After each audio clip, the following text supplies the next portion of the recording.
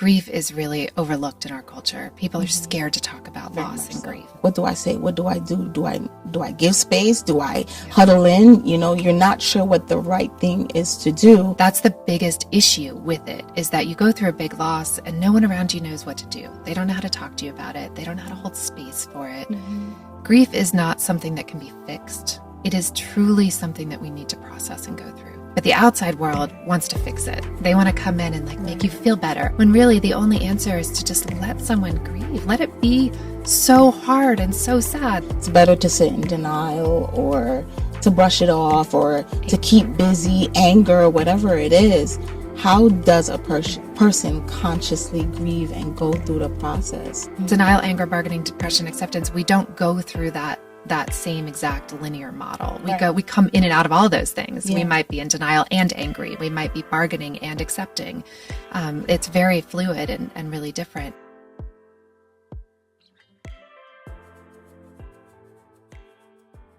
Welcome, everyone. So here on She Discovered Podcast, this season, I'm discussing the many facets of grief and how we can navigate and better understand this deeply complex emotion. I'm your host, Shay Sana, and in this episode, we are talking with Claire Bidwell Smith, a licensed therapist, international speaker, and the author of 5 books, all fueled by her work and experience with grief. So Claire, thank you very much for just agreeing to have this conversation with me. Thank you for having me. Yeah, so I'll start with this. I kind of struggled with where we would go with this conversation because I'm acquainted with how layered grief can be, but after reading one of your books, I was like, oh my gosh, there's so many pockets to cover. So I'll just start with the title. So we have Anxious Grief. And when I ordered it on Amazon, I didn't realize it was the clinician's guide, but it's still so very helpful. Oh, good. So with starting with Anxious Grief, I'll start a little bit with my story. Last year, I lost my grandfather. And it brought up many different emotions. And I was in therapy at that time. So my therapist was helping me navigate the different emotions I was feeling. And she said, potentially you may have anxious grief. But there was a difference where she said there's anxious grief and anticipatory grief. And we came to the realization that maybe I had anxious grief because everything surrounding the planning of the funeral, anticipating the needs of my mother because it was her father that passed away, anticipating the needs of my family. So I want to know from your words, exactly what is the difference between anxious and anticipatory grief? It's a great question. I'm sorry about the loss of your grandfather. I appreciate it. Yeah. I think anticipatory grief is often when we are approaching a loss. We know someone is going to die and we're grappling with the thought of them not being here. We're worried about the end of the life experience that's coming. We're just anticipating all the things we're going to miss and different things we need to sort through after someone is gone, the end of a relationship.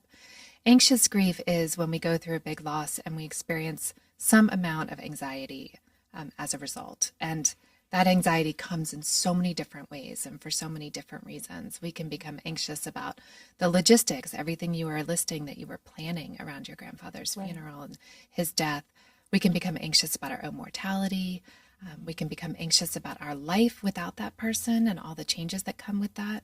We can even just become anxious about the grief process in general. For a lot of people, I think grief, we understand it to a certain extent and we see it depicted in movies and television and books. But then when it happens to us, it's often so much bigger than we thought it would be. And it touches so many different points in our life that it's overwhelming. And so the grief itself becomes this thing that we are anxious about. Right. So it sounds about right. That's exactly what I was feeling, everything that surrounded it. I read in the book also that you mentioned there's anticipated loss and anticipatory grief. Is there a difference? Well, I like to say that loss is something that happens to us, but how we grieve is up to us. So we can anticipate and feel anxious around a loss. We have no control over it, right? We don't Yeah. know when it's coming, how it's coming necessarily. Sometimes when we lose someone to a long illness, we know how it's going to happen, but we still don't know how it's going to play out. So the loss itself is its own entity Mm. that we can become anxious about. And then there's the grief. So the grief is the emotional response to that loss. And that's something we can also anticipate and be anxious about, Mm. if that makes sense. No, it definitely does. It definitely does. In the book, you talk about grief anxiety, and you say the causes are ongoing efforts to suppress, fend off, or find protection from the strong emotions that come with loss. Mm-hmm. And then you name the various types of grief anxiety. Can you break those down for me? Well, I mean, I think that we can feel grief anxiety in so many different ways. It plays out differently for everyone. For some people, it's around social interactions. We suddenly don't know who we are in the context of our own lives and the people around us. Losses can change so many different relationships. Loss can change your relationship to work and career. It can change your internal family relationships. Sometimes that anxiety plays out in a bodily way. We feel anxiety in our bodies. We might have panic attacks, or we might just feel uneasy a lot of the time, or we might have somatic symptoms like nausea, or heart palpitations, headaches, things like that. What are some other ways that anxiety plays out? It really changes for each person. It can be so different. We can also become really anxious about the future and just constantly worrying about different things that might happen in the future, Right. Overthinking things, suddenly becoming, this is an interesting thing to me. We can feel insecure in grief. Suddenly we just don't know what we want or how to trust our own decisions or how something is going to play out. I think, again, loss is so much bigger than people imagine, and it changes the way we view our life, right? Like, if this thing could happen, what else can happen? So suddenly we become unsure of our footing in a lot of ways. And everything becomes a little scary at that point. Yeah, absolutely. I want to take a moment and tap in. What has been your experience? When was the first moment that you experienced grief? Oh, we can go way back, but I'm not going to. I mean, there's pets, there's moves I went through as a kid. But my big grief experience was that both of my parents got cancer at the same time when I was 14. Wow. I'm an only child, and so suddenly my mom and dad both had cancer. My mom had colon cancer, stage 4. She went through a long, intense medical journey for several years during my high school years. My father went into remission right away, and then he died 7 years after my mom. So I lost her at 18 and then him at 25. So it was just, from 14 to 25, I was going through nonstop grief and loss. And then I was 25 and very alone in the world. Yeah. And I was at an age where nobody around me was going through anything like that.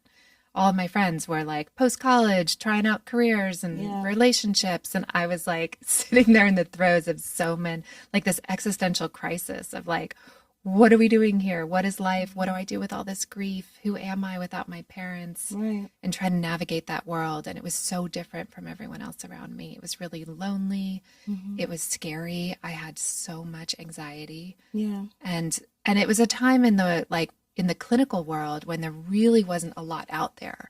So I was searching for grief and anxiety and didn't find that connection anywhere. So I thought there was something else wrong with me. Yeah. I knew I was grieving and I missed my parents, but I couldn't understand why I was so anxious and scared of everything. And I became afraid of flying. I started worrying about constant illnesses. I just got nervous about everything. Yeah. I wanted to stay home, not leave the house. And it took me a while to really put all those pieces together, to really figure out how to heal, how to be in the world.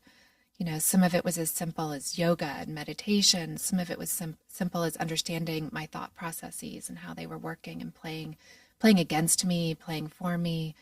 Some of it meant meeting other people who understood grief and loss and realizing that I wasn't alone. Yeah. So I'm glad that you mentioned that you had elements of grief anxiety, but there was nothing out there to speak to that. While reading the book, I thought, would you say that in various models about the stages of grief, there should be anxious grief included in it? And it feels like that's exactly what your book did. Like it fit like a space that wasn't discussed at, a lot. Absolutely. The original book is called Anxiety, the Missing Stage of Grief. So Elizabeth Kubler-Ross, who coined the 5 stages of grief, which are denial, bargaining, depression, anger, and acceptance. I messed up the order. It's denial, bargaining, anger, depression, acceptance. She was people throw her under the bus a lot these days because her model is kind of outdated in some ways. But I always have to say that she was the original pioneer of this work. I mean, she was talking about grief when nobody else was at all. She was really talking to patients. She was a doctor and psychiatrist, and she was talking to patients about their dying experience, really trying to understand what they were going through. And the 5 stages of grief, she actually modeled after people who were approaching their own death. And in that sense, they work really well. So if someone is given a terminal diagnosis, they're first in denial, then they become angry about it, then they start bargaining, start trying to think, like, how can I change this outcome? Maybe I'll be a better person, maybe I'll stop smoking, whatever it is, they're bargaining. Yeah. Then they kind of sink into depression around it, like, wow, this is really happening, I'm dying. And then they come around to a level of acceptance. In that model with a dying person, the stages really work pretty well linearly. Okay. The stages were later applied to the grief process itself. So after someone has died and you're grieving them, and they don't work as well, right? Denial, anger, bargaining, depression, acceptance, we don't go through that same exact linear model. We come in and out of all those things. Yeah. We might be in denial and angry. We might be bargaining and accepting. It's very fluid and really different. And anxiety is definitely a part of it. I think also we've had such a huge uptick in anxiety in our culture and in the world. I think we're more anxious as human beings than we have ever been before. And so that's a big change from the original work that she created around those stages. And so, yeah, I do think that anxiety is the missing piece of that model. If we're gonna look at that model, anxiety is the missing piece of that. Right. And it's something that I think what's interesting is when I started really studying it. I mean, I first went through it on my own. Then I became a therapist. I was working in hospice. I've now been in private practice for a long time. And when I started to see this anxious grief in other people, it was interesting to me to kind of see how it was playing out in so many different ways for everyone. But one thing I noticed too is that not everybody becomes anxious after a loss. Some people don't. Anxiety is not really a part of their psyche and their way of being in the world. Then I met some people who had never been anxious in their entire lives. And then suddenly after a loss, they are anxious about everything. Then I met other people who had always been a little anxious, right? They'd worried about things or felt anxious about certain aspects of their lives. And then they go through a loss and their anxiety blooms big time. It's everywhere. So it can just, it's a really big range on a spectrum for a lot of people. With that and the clients that you've seen and working at hospice, what would you say is like a reoccurring theme that you've noticed around grief? Well, I think the biggest theme that I've noticed is that grief is really overlooked in our culture. People are scared to talk about loss and grief, so that's the biggest issue with it, is that you go through a big loss and no one around you knows what to do. They don't know how to talk to you about it. They don't know how to hold space for it. Grief is not something that can be fixed. It is truly something that we need to process and go through. We need to metabolize our grief. We need to talk about it. We need to feel it. We need to experience it. But the outside world wants to fix it. They want to come in and make you feel better. Oh, well, at least, your grandfather was older, or at least you had a good relationship with him, or at least this, or at least you have had such a happy life. They're always trying to fix it, make it better. When really the only answer is to just let someone grieve. Let it be so hard and so sad that you lost your grandfather. Let that be the thing. Yeah. And when everybody comes in from the outside and tries to tidy it up, that's when things start to get mixed up for the griever. That's when they're like, oh, maybe I shouldn't be grieving, or maybe I shouldn't still be grieving, or maybe I shouldn't be sad or mad or whatever, however it's playing out for you. And so then the griever themselves starts to doubt their own process, and they start to try to stuff it away or stop talking about it, when that's the opposite thing. What we really need to do is be in it, lean into it, feel it. I think it's just, it's so many things. It's uncomfortable sitting in grief, right? In your own grief because of the pain. And then for others, it's like you're walking on eggshells, Another discussion that I'm going to have is grief sensitivity. So it's like, what do I say? What do I do? Do I give space? Do I huddle in? You're not sure what the right thing is to do. And I guess I appreciate you saying that about my grandfather, because he was at, very old age. And I grieved his death, right? but I was also prepared knowing that I can't have him forever. So I was sad, but it was everything else that his death meant. And that's what brought up the anxiety, where you start thinking about mortality a little bit more. You start thinking about all the things that time feels different. Now you're just like, what else will happen that I'll lose more people? Did I accomplish things? Regret starts happening. So it was a whole plethora of emotions. Absolutely. And then you kind of feel guilty because you're just like, well, should I be grieving someone that inevitably their time would come? Mm-hmm. So I have a question, like, is there a difference? I would think there is, but I want to hear what you would have to say. Is there a difference in the grief process compared to grief based on a death and grief based on loss of a marriage, loss of a job, any other form of loss that is not associated with death? Yeah, non-death grief is really interesting. So we grieve so many things. Some of the ones you mentioned, losing a job, losing the end of a marriage. A year ago in LA, we were seeing the LA fires happen, and so many people lost their homes, their communities, their neighborhoods, their schools. So that's another non-death grief. Infertility can be one. Yes. There's so many things that fall under that category. Some of that grief is different because it's a little harder because sometimes the thing is still there, right? Like the person you were married to is still out there walking around, and there's not a finality and a closure to it that potentially can be there with a death loss. And so sometimes it can be a little trickier. Sometimes there are things and places to blame too, right? And so sometimes there's a lot more anger or confusion around non-death grief. Who was to blame for the end of the marriage? Who was to blame for the fires and the houses you lost? Like these kinds of things. So they definitely inhabit different emotional spaces because of those components. Yeah. So how would you help someone navigate giving space to their non-death grief? Because sometimes I would say this, right? Like, let's say there's an expected grief. Like, okay, my grandfather was sick. I expected that something would happen. Would you say that for some people, being in denial sometimes when the death actually happens, in the mind, it almost feels like it happened suddenly, like there was no preparation? Would you agree? Like, is there something that happens in the mind like that? Absolutely. Denial is a huge piece of it for, all different kinds of losses, non-death and death related. I think denial can be helpful sometimes. We can't process overnight, especially, a house you've lived in for 20 years or a person you've been in relationship with your entire life. You can't go overnight into this acceptance that they're gone. It takes time to process that. And sometimes it takes time to see how their absence plays out in your life. So denial sometimes is helpful in just giving you time and space. There are some deaths. I work with a lot of really traumatic loss, people who lose someone in a homicide, a car accident, substance abuse, suicide. There's a lot of denial that comes with some of that. And it's a part of the process. Like we begin to let the truth and the reality of it step in and seep in little by little, only as much as we can handle. Right. So how do we give space for, we're going to get into death related grief, but non-death related grief, how do we give space for people to not feel guilty? Because I think sometimes there is a guilt where it's like, well, you lost your son to suicide or, like you said, a homicide, but I lost a marriage or a job. I shouldn't be grieving. You should. So how do we allow space for that?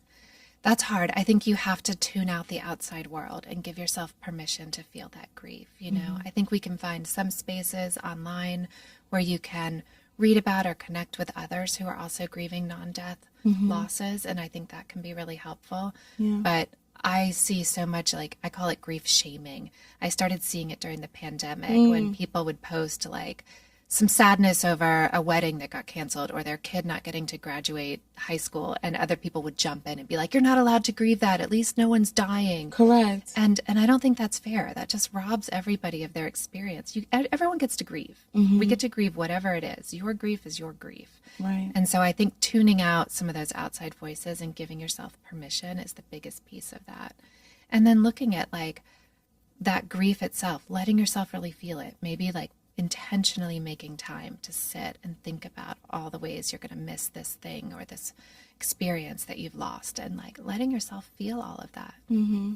So with that, in your other book, Conscious Grieving, either if it's non-related death or death-related, how do we sit in that? Because sometimes it's very difficult and unbearable to sit in grief. It's better to sit in denial or to brush it off or to keep busy, anger, whatever it is.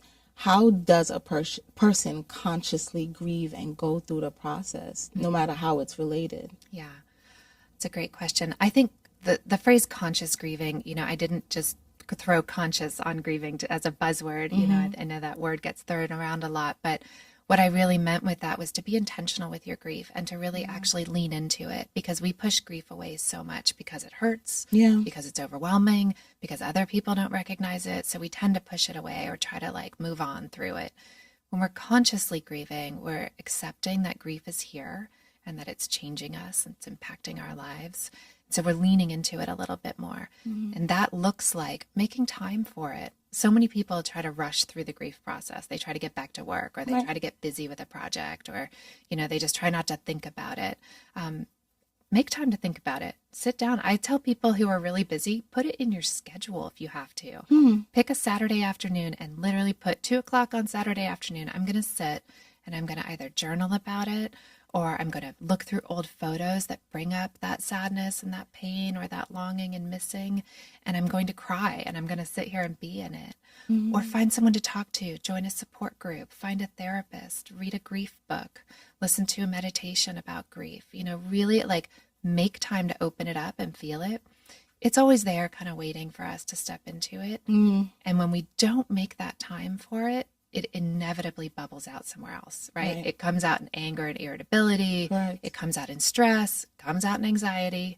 So when we push it away and don't make that time, you're going to see it somewhere. So you may as well make the time and actually just feel it. For some people, I would say that's easier said than done. And I don't want to give a timeline. I don't think we should. But if you were to give steps, what would that look like when you're in the moment where it is unbearable to sit and schedule it in, but it's something that you have to deal with because you don't want to deal with the end result of anger and bitterness? How would you map that out for someone? Because I think a lot of people have that where people will tell them it's going to get better, I'm here, and it's just like, I don't want to hear that right now. I actually want to sit in anger. It actually feels way more comfortable. I want to be bitter because it's not fair, or why me? So how would you map that out for someone? I think the first year of a big loss is really interesting. I would say the first few months are a lot of shock and denial. Correct. There are a lot of like, is this real? I'm not feeling it. I just had a moment where I was happy and wasn't thinking about it, and that was weird. Or you're busy with lots of tasks around the death. 3 to 6 months, it suddenly starts to feel pretty real. Like, wow, this person is really gone, and I'm not going to see them at the holidays, or a birthday rolls around and they're not here, or something like that. So you're starting to feel it more. 3 to 6 months is also when people start dropping off. They stop asking you about it. They forget that you went through a big loss and you're grieving. They're going through their own life. So it's this really like incongruent period where it's becoming more real for you, just as other people are forgetting about it. That's a good point. So that's very confusing.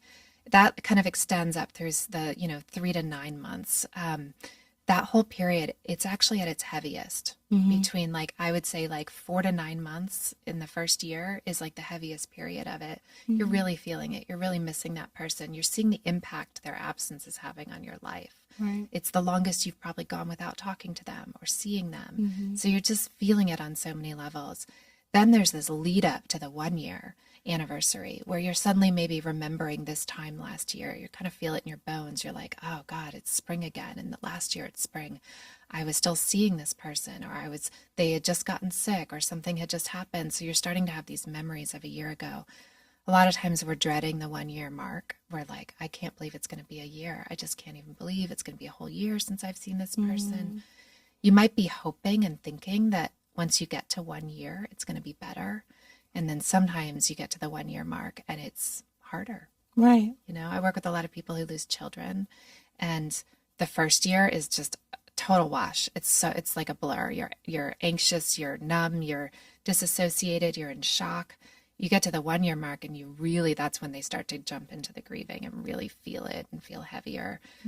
But again, all this length of time is when other people are forgetting and stepping away and dropping off. And you're like, I'm still carrying this boulder of grief. Yeah. It's confusing. So there's not actually, what it sounds like is there's not an actually like step-by-step like map of how to move through this per se. I wish there were. Yeah. And I think that is why the 5 stages of grief are still talked about today and so appealing, because I think we all want there to be a formula. We want there to be like, okay, I got to do these 5 things. I got to do this, this, and this, and I'm going to feel out of this agony. But really, it's so dependent on different factors, right? Your personality, your support group, your emotional landscape. You know, some people aren't very emotional, and so they're hit with grief. Like, I'm a really emotional person. I'm really comfortable sitting in constant emotion. Other people aren't, and they get hit with grief and they're suddenly like, I don't even know what to do with these emotions, or they don't feel comfortable feeling them. Yeah. It also depends on the loss. Who was the person you lost? What was your relationship to them? For, you know, we've been talking a lot about maybe kind of more healthy, loving relationships that we lose. People lose very complicated relationships too. You might lose someone who you had an estranged relationship with, or a parent that wasn't a good parent, and you're left with guilt, remorse that you didn't have the relationship you wanted to have. Maybe it's someone you haven't talked to in years and they're gone, and suddenly it's startling. So you might be sifting through guilt, anger, you know, old things about the past, regret. And so every grief experience is going to play out differently. Unfortunately, I hate to give this answer because I think in some ways it's relieving for people to hear, and in some ways it's like, I just want there to be a formula. You know? Yeah, many times it's the easy answer, but that's why I was calling grief like a deeply complex emotion, because there's no easy answer for it. And I actually felt seen when I was reading a section where we were talking about the various forms of grief. And you mentioned new grief, of course, old grief, sneak attack grief, resurrected, new old grief. That was interesting. And I felt seen because, again, I understood. And I would just say, I'm mentioning my grandfather because he was the catalyst for all these emotions coming up. So I love the new old grief, or resurrected, because his passing brought me back to my father's passing. So losing my grandfather kind of catapulted all these emotions of just like, oh, so I lost my father and I lost my grandfather. I'm still not married. They didn't get to experience that. I'm not going to get to experience them seeing me get married. So it was just a whole plethora of emotions. So I love that you brought, you laid out all these different forms. Do you mind like tapping into them a little bit more? I first have to attribute them to Hope Edelman. She wrote a book called The After Grief. Hope writes about mother loss a lot. She's the author of a book called Motherless Daughters. And I've worked with her a lot because of my own mother loss and the work that I do. She wrote this book called The After Grief, where she really explored the long arc of grief through our lives, right? So we carry losses. Some losses we carry for our whole lives. You know, your father died almost 20 years ago. That's a loss you'll carry with you forever, right? I just had my mother's 29th death anniversary in January. I will go to my deathbed grieving my mother and carrying that loss. You know, that death will always be part of my life. And so when we talk about new grief, new old grief, all of these things, they're so interesting because they do play out. So new grief is the grief that we experience right away when someone dies, that very fresh new grief for this new person that is gone. Old grief is the grief that you're carrying 20 years later for that person. New old grief is when something happens, like your grandfather dies, and now you have some new old grief around your dad. You know, it's kind of new, and it's like now it has a new layer, like another male figure in your life, and the loss of both of them, and thinking about future events like weddings and how they won't be there. Like, I had been grieving my mother. She'd been gone for 13 years when I had my first child. And suddenly I had this new old grief, right? It was like still Yes. my mom grief, but it was new because I was grieving something new about it Mm-hmm. that I hadn't anticipated what it would be like to become a mom without my mom. Right. And then we have resurrected grief, which is also a little bit tied in, like maybe when your grandfather died, the grief from your dad comes back. You just Right. remember that. So that gets resurrected. Mm-hmm. We have grief sneak attacks, like you never know when they're coming. You could be Yes. at a wedding and see, a dad dancing with his daughter and suddenly have this sneak attack of like, oh my God, I'm not going to have that. And just feel this attack of grief. Yeah. Or see someone who looks like your grandfather. I remember I was waiting to get off an airplane once, like 20 years after my mom died. And I was waiting to come out of coach. I was like the first person waiting to come out of coach. And there was a woman waiting to come out of first class. And we were facing each other, waiting Yeah. for the door to open. And she looked more like my mother than anyone had ever seen. And I just stood there staring at her, and my whole body just began to feel that grief for my mom. Yeah. And I wasn't anticipating that. I was just trying to get off an airplane. Right. So it was like definitely a sneak attack. Yeah. How do we move through that after grief? Let's say after the first year. I also heard that, like you mentioned, sometimes they say the second year is actually when everything feels the most heaviest. So what would you say that looks like after grief? I think we need to give ourselves a lot of permission to let it be part of our lives, acknowledge that grief is there and it's not necessarily going anywhere. So let it in. That's that intentional, conscious grieving. I think we need a lot of support. I think it's important. We don't need to know how to do this alone. It's really hard. I think finding other people, even if it's just a friend that has also been through grief that you can talk to, or you're going into online forums or finding social media that supports grief, or you're reading books or listening to podcasts. Anderson Cooper has an amazing podcast called All There Is, and he talks to all kinds of people in the grief world. Podcasts like this, like listening to something like this, where people are talking about grief, they're normalizing the experience. Even that just kind of gives you moments where you can be in it and acknowledge it and feel it. I think journaling is an amazing thing to do when you're grieving, even if you're just writing a little bit every day. I think allowing yourself the space and time and perhaps support if you need to work through any guilt or anger. If you lose someone in a complicated way, again, a homicide, a substance abuse, suicide, or you had a tricky relationship with them, there might be some very real guilt, regret, anger you need to work through. Yeah. And that can feel hard when someone is gone and you can think, okay, well, they're not here anymore, so I can't resolve anything, that maybe there was something that you wished you could have done differently or said to them before they died, and you kind of feel like now they're gone, I can't do anything about it. I think there's lots we can do. I think there's a lot we can resolve, and that the relationship is kind of ongoing. It can look like writing letters to that person. Okay. It can look like talking to a therapist around these things. It can look like self-compassion and forgiveness. Maybe it was us that wasn't the great person in the relationship, and now that person is gone and we can't say we're sorry. Having grace and self-compassion and forgiveness for ourselves is really important. I wasn't there the night my mother died, and it ate me up so much in the early years after her death. And I wrote letters to her all the time. And some of the letters were just like catching her up on my life and telling her what I was up to. Some of the letters were like, I'm so sorry I wasn't there. I can't believe I wasn't there. I hope you know how much I love you. And just writing those things and saying them was so helpful because they lived in my body, right? Like, even if I wasn't saying them, I was walking around with like regret and anguish and sadness and like wanted my mother to know these things. So just writing them down felt like they were releasing from me. Okay. With therapy, I like that you mentioned that, because I feel like therapists, when you find that right fit, is a good guide to help you navigate those emotions. Because I think journaling is great, but sometimes, like for me, being in therapy helped me navigate it, give language to it. I don't think sometimes we know how to give language to it. So like you said, podcasts, reading books. That's why I wanted to interview you, because I was just like, this woman has so many books out here on grief, and it gives language and understanding. Like I said, I felt seen in some of the things I read in here. I mean, without giving away too much, of course, because you're a therapist, but what are the most, I guess, beautiful parts of being a therapist for people that are going through grief?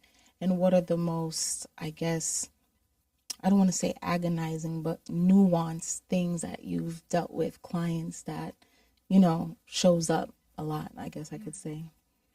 Well, I love this work. I think there is a lot of beauty to it. Mm-hmm. I feel like I get to meet people at their most true versions of themselves. Mm-hmm. I mean, I think grief and loss kind of strip us down to our most essential elements. And there's a beauty in that, right? Mm-hmm. There's a weird freedom that can come in loss. Even the hardest losses, they ask us to ask ourselves, like, what matters to us? What's important to you? Mm-hmm. Like, who do you want to be? What relationships do you want to have? What do you want to do with your time going forward? All of us get hit with that mortality, like, oh my God, this is real. People die. I'm not going to be here forever. Yeah. And in that, we get to think about, like, what's the life I want to live? So I watch people grapple with these questions, and often, there's a lot of anxiety in the beginning because you maybe haven't thought about these things, or you're suddenly like, want to upend your life. Mm-hmm. I hate my job. I don't want to do this anymore. It seems meaningless now that I'm going through this. And there can be a lot of anxiety and tumultuous time during that. But then you see people like become more true versions of themselves, which is really amazing and beautiful. So that feels like a real privilege for me in this work, is to walk with people through those points in their lives when they're really figuring out what matters. Mm-hmm. Grief really asks us to kind of make meaning of our lives. Yeah. And if we allow it to, it helps us to, like you said, sit still and kind of reevaluate a lot of things. How about the nuances? I mean, there's so many nuances to it all. I think one of the most beautiful things about this is that at its core, this is about love and relationships. Mm-hmm. Like, people are grieving because they lost someone or something that they loved and that mattered in their world. And so seeing that makes me realize what being human is about. And it's about connection. Mm-hmm. And it's about how we move through life feeling connected to other people and to experiences and to meaningful work. So, there's a lot of nuances in that. Very true. And then seeing the way that grief impacts the whole of someone's life, right? So in my work, I'm not just talking with someone about the person they lost. We're talking about their work life. We're talking about their marriage. We're talking about their kids. We're talking about their friendships, because grief impacts all of those things. It makes us feel more capable in some areas, less capable in others. There's so much beauty, and just, it's never boring. It's so interesting to me to be having these conversations all the time. Well, I'm glad that you're doing the work. Thank you so much. Does it, and I don't want to say this because I don't think it does, but have you seen a difference when grief comes up again in your life? Do you tackle it differently? Do feelings show up differently? How do you navigate through it? Seeing that you're a therapist, you've done so much extensive work on it. Like, when grief comes up again, not only with your parents, like new grief, how do you move through it? That's an important question. I've actually been through 4 big losses in the last year. I lost my father-in-law. I lost a cat, which I'm going to say pet grief is real. I'm not going to disregard it. Yes. It was a 14-year-old cat that had been in my family for so long. And then I lost a very dear friend kind of unexpectedly just a couple months ago. And then I lost my brother-in-law, who was, too young. And so all in the last year, I've been through some really big losses. My condolences. And thank you. That's a lot. I've been reflecting on that, because what I noticed right away was that even though I've been doing this work for 20 years, it did not take any of the pain away from any of these losses. The pain was still just as big and present and surprising. The only thing it did help with was that I knew to just stop and sit and be in this grief. And I knew how to take care of myself through it. I knew how to meet the grief. I knew how to not be scared of the grief. I knew how to let grief ask me questions. My friend who I lost, her 40th birthday would be tomorrow. And my brother-in-law, he was way too young. And it's, called into question again, all of those things. God, what am I doing?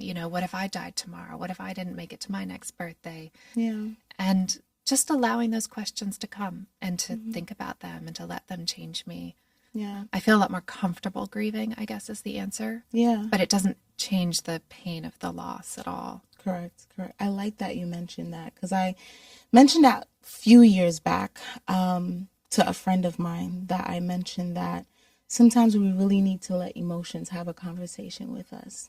It's I going to love teach that. us a lot. Yeah. So I like how you said, let grief like ask you the questions. Yeah. And I guess that's another way to sit with it. And sometimes like the thoughts that come up, and if we're able to be self-aware or have the language, and if it asks us a question, like being able to sit with it in that moment. But again, sorry for the losses that you've experienced. Yeah, thank you. That's a lot. With that being death related, going back to non-death related situations, because a friend of mine also told me to ask this because she's grappling with it herself. When you're dealing with a chronic illness, and it's not to the point that death is the end, but it's something that you've been grappling with year after year, or you yourself being a caretaker for someone with a chronic illness. Would you say those are the same similar things that they need to do? The journaling, the letting grief ask them questions to how to sit with these things? Because again, although it's different, it still deserves space. Yeah, no, that's a really hard grief. I think chronic illness is a really big one, and I'm glad you named it. And I'm sorry your friend is grappling with it. You lose so much in chronic illness, you lose a way of life. You lose so many things. I have a client right now who is going through a chronic illness, and just the limitations it's put on his life. He's grieving so many things. He's grieving ways that he can be with his kids. He's grieving maybe not having a partner because he doesn't know how to partner with someone when he has this illness. Like he can't drive a car, like just the limitations that it can put on your life are immense. And so you grieve each one of those things that you lose along with the illness. You grieve your body, you grieve how people look at you. You grieve how you feel about yourself. And I think it's important to name all of those things and to find people and places where you can talk about them, where they won't be dismissed and where people won't be like, oh, but at least. I hate the but at least. People love to do that. But at least you have this. At least you have that. No, just let it suck. Let it be okay that this sucks and you lost these things and it's different. I think journaling is good. I think therapy is really great for that kind of grief. But it's hard. It's really hard. It is. So with all that said, thank you for all the information. I don't know if there's anything you want to add, like a missing link, but I just thank you for the work that you're doing with this book, just giving a space for anxious grief. And so if there's nothing that you have to add, I just want you to share with my audience where they can find you, other books that they can read, and how to just tap in more into your work. Yeah. Well, I will add that, for anyone listening who is feeling anxious grief, I do think that there's a lot that you can do around it. I think anxiety can feel really debilitating and overwhelming, and it can feel like you can't fix it. You can. There's so much we can do to help our anxiety. I talk about it a lot in both of my books. There's so much out there in the world around anxiety. I just want people to feel like they don't have to be anxious forever and that there's a lot you can do to work on your anxiety. And then the last thing I'll say about grief is that I hope anyone listening can kind of reframe their idea of grief, where I don't think grief is a bad thing. I think that grief is here to teach us things. I think grief asks a lot of us, but that it asks really important questions. And I think grief is a connection to a person or a thing that we loved, and that a way of honoring that. And so leaning into grief as a way of understanding yourself and the world in a new way is like, maybe somehow you can kind of look at it in that way and not be afraid of grief. It's not something we need to be scared of. So where can we find you, connect with my you? website, clairebidwellsmith.com. I'm on Instagram and all the places. Yeah. So yeah. Thank you. Welcome. Thank you so much. Thank you for holding space for this. It's such an important conversation. I had to. Like I said last year, I guess I'll say this also. I've always associated the word grief with death. It's not until last year, feeling all the emotions, although my grandfather's death was the catalyst of it, I realized grieving was anything that revolves around a loss. Yeah. And then I started noticing everyone else and how they were grieving, either through divorce or either through a loss of a job or chronic illness.